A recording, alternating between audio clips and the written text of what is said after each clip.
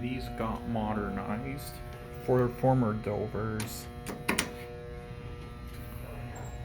And they redid the cab inside. I know this is in physical sciences, but I don't know the name of the wing these elevators are in, but these are formerly Dover classics, and Kone modernized them. So sad. I bet the old Dovers were much more reliable than these.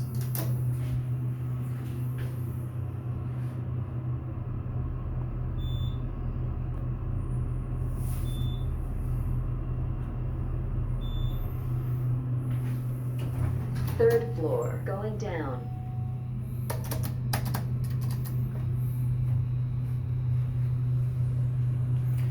Yeah, a lot of elevators have been getting modded at ASU lately.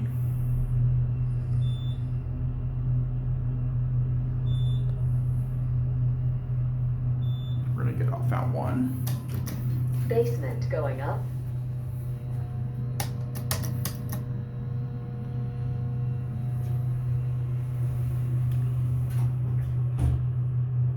Here we go.